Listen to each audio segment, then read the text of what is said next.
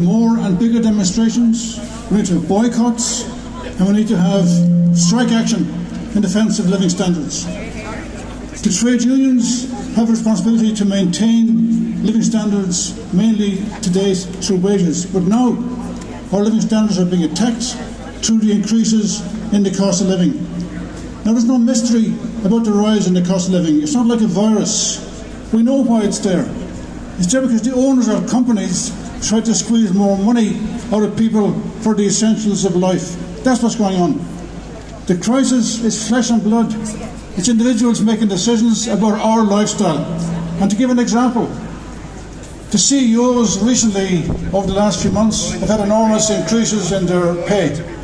Cement Roadstone, the CEO of Cement Roadstone, got €11 million last year. Did you think we were Egypts that were going to fall for this? We say, open the books. Let's have a look at the books. When the companies claim they want to raise prices, like the big supermarket chains, open the books for public scrutiny.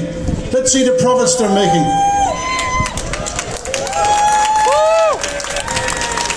I think that must now become a central demand of all those who are fighting the cost of living. Open the books for public scrutiny. The electrical companies and the energy companies generally are saying they can't pass on the decreases in the cost of gas immediately. They'll do it over time. But when the cost goes up, the increase becomes effective immediately. Immediately. Do they think we're fools? And then they talk about commercial secrecy. To hell with commercial secrecy.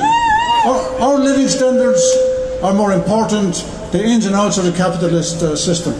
In housing, nobody on average wage can buy a house in Dublin now. It's 425,000. That's the average cost of a house here. Not to mention rents. People paying enormous rents can't save sufficient money to make a deposit on a house. And with regard to the banks, Allied Irish Bank last year increased their profits by 79%. 850 million extra for AIB. And Bank of Ireland, by coincidence, made roughly the same amount of money, but their profits went up by 200%. They think we're fools, that we don't notice these things. We do notice them. And the banks should be nationalised and brought into public ownership. We shouldn't be relying on private individuals. That's another demand. Nationalise the banks. And let's control what's happening to our money, and also the big financial houses. 1/3 of the cost of a house at the moment is going to the landowner. The landowner has done nothing to construct a house. The landowner hasn't laid blocks, hasn't put any electrical fittings, hasn't done the plumbing, hasn't dug the foundations. The landlord did nothing. And for that, working people contribute hundreds of thousands for every house that's purchased to him, or her as the case might be. That needs to change. And the government needs to build houses themselves through agencies.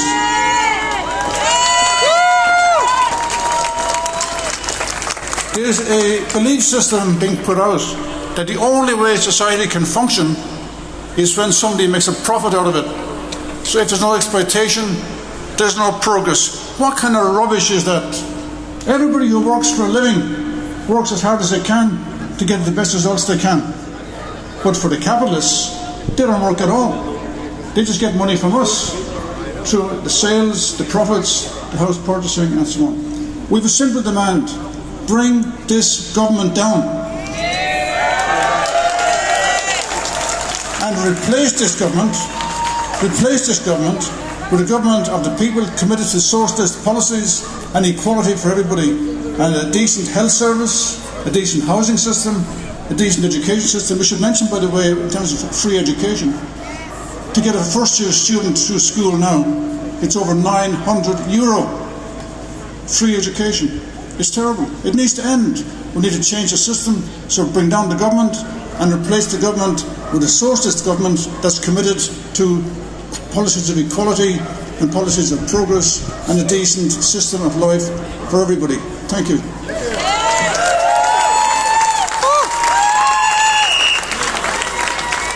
Rents are rising! Rents are rising!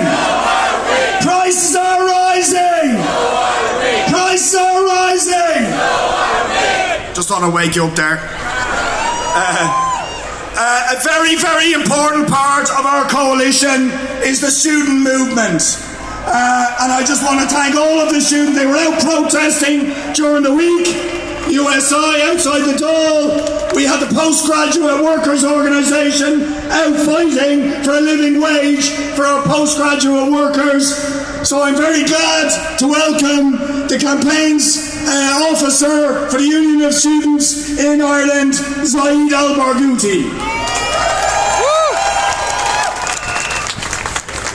When a government has the surpluses we have, yet the priorities seem deeply mismatched, we end up with a student accommodation crisis that could only be solved with vulture funds posing as student accommodation providers, entering a market that they've been allowed to enter by our government to charge students up here in Dublin up to €1,400 a month to live and pursue an education.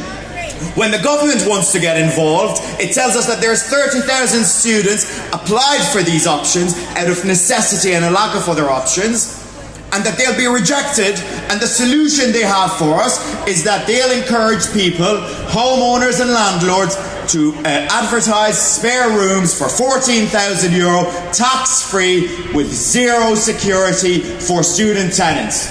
When they want to be extra creative, they tell us that they give capital grants to our colleges to build student accommodation, yet that is yet to be seen.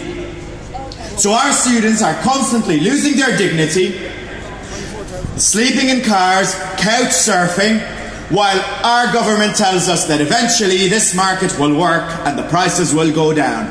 Instead of regulating first-time entrants into this market, building student accommodation themselves, providing social housing for students, and using vacant and derelict properties to house the future of this country and allow them to pursue the education. On the issue of access, this government operates a SUSI grant that Leo Varadkar has absolutely no problem telling us the wonders they've did for it in last year's budget. Yet, the grant does not cover the most financially vulnerable. It certainly does not cover the needs of the financially vulnerable of students. And there is zero intention to do anything about it in this upcoming budget.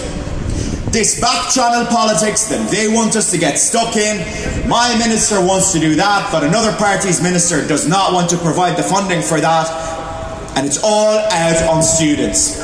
This is the government we have. They have the resources, they just simply don't have the priorities to do that.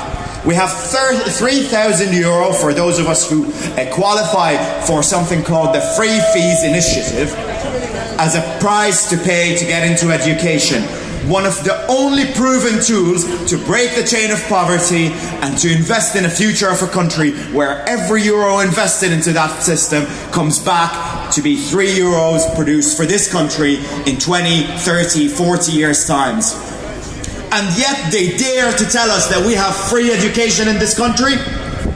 I don't see that. I don't think anyone has been taught for free in this country, and as long as these people are in government buildings, we will never have an accessible education system that values the dignity of students, of researchers, of making sure that those who are investing in the future of our country, in research and in innovation in this country, are adequately compensated, that they can take a sick leave when they get sick, that they can have a child without worrying about their grants going away or their positions going away.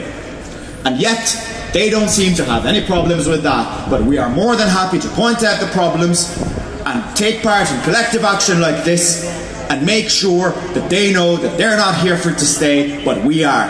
So, thank you for coming out, and God bless the movement.